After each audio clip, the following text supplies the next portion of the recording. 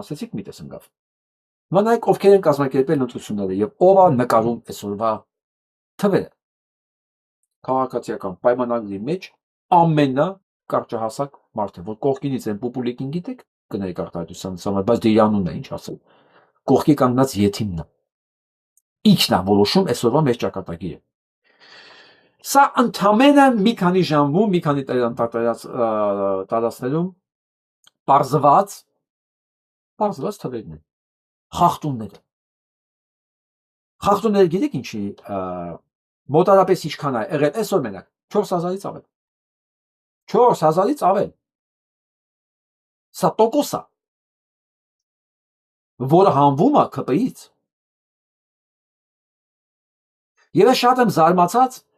ճիշտ ասած, ուժեղ Հայաստանի ղեկավարության վրա, որ ինքը ամեն օր միտինգ չի հրավիրում։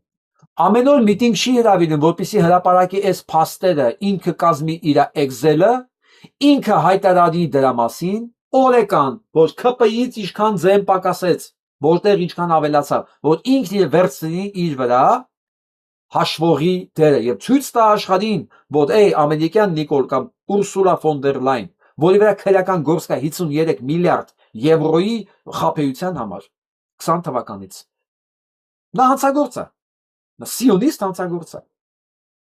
որ ինքը չի կանգնում հրապարակում, այս ամեն ինչը հայտարարի, որ սրանք դողան, ասեն, այս ինչ ենք արել մենք, այս ինչի մեջ ենք մտել մենք, այսում հանցագործություններն ենք մենք վավերացնում։ Չգիտեմ ուժեղ ոչ ուժեղ Հայաստան։ Ես հասկանում եմ, որ դուք շատ բազմաշերտ եք։ Ես չգիտեմ ձեր մոտ ովքեր են որոշումների վրա ազդում, բայց ես ակնհայտորեն պետք է ազդեմ։ Ասեմ մի բան։ Ձեր շարքերում կան մարդիկ, որոնք ամեն ինչ անում են, որ դուք ուղղակի տապալվեք։ Ուղղակի ոչ թե դուք տապալվեք, Նիկոլը անցնի խորհրդարան ավելի լավ պայմաններով։ Որը ձեր տապալվելն է։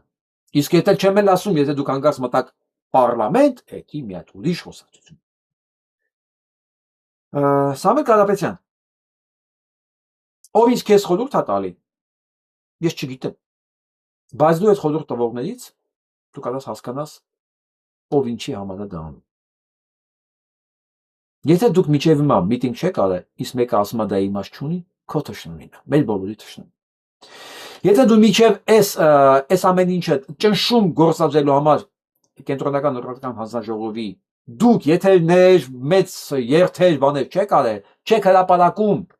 on-line աշխարհի համար այս բոլոր հանցագործությունները, մեկը ասում է ձեզ իմաստ չունի, բան չի տալու, ձեր թշնամին է։ Ես անուն ազգանուն չգիտեմ, դա հանգիստ ասում եմ։